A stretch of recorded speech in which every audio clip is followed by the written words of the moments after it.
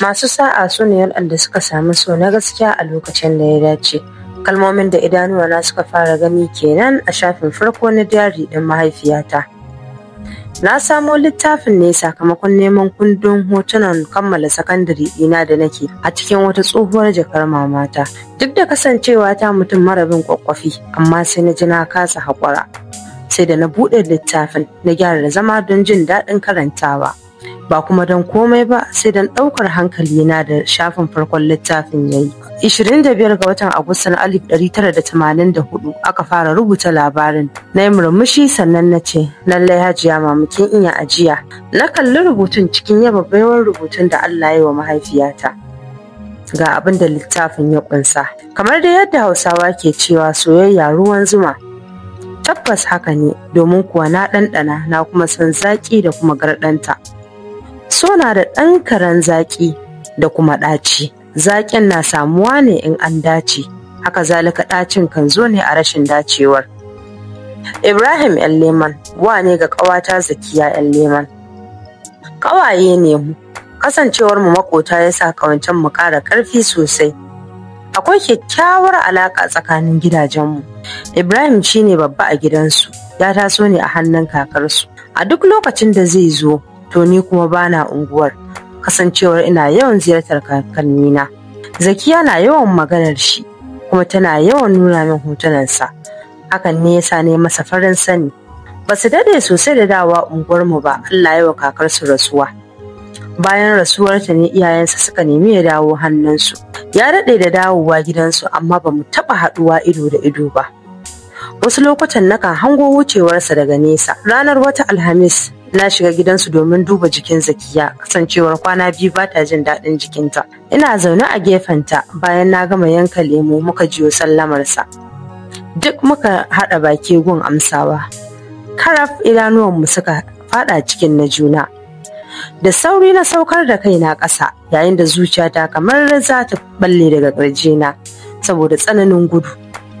A wannan ranar muka fara ganin juna ido da ido, a kuma wannan ranar muka fara son junanmu. It was love at first sight for both of us. Har yau har gobe nakan tuna yadda na ji zuciyata ta yi tsalle a lokacin da idanuwanmu suka sarki. Zakiya, ina kika samo wannan damsel din?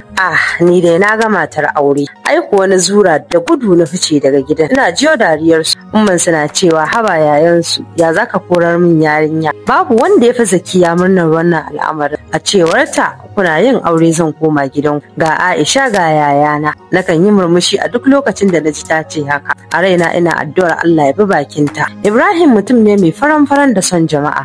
Yana da sauƙin kai da nuna soyayya, ga girmama mutane da tsananin biyayya da yakana. Kyawawan halayensa su suka ƙara sama masa matsuguni a zuciyata. Kafin haɗuwata da Ibrahim, bani da burin da ya wuce zama likita.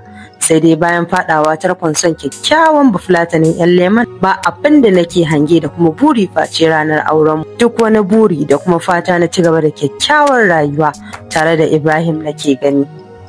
Abin da bamu sani ba shine kamar yadda soyayyar Romeo da Juliet, Laila da Majnun da sauran shahararrun masoyan da basu samu rayuwa da juna ba, soyayyar mu za ta zama ɗaya daga cikin labarukan soyayyar da basu cimma gaci a nan gidan duniya ba. Wataƙila sai dai a can muna da rabo. Alaƙar iyayenmu ta taɓarɓare saboda bambancin ra'ayin siyasa. Ba zan taɓa mantawa da ranar wata Laraba ba, ni Zakiya tare da ɗan rakiyar mu yaya Ibrahim mun taso daga makaranta.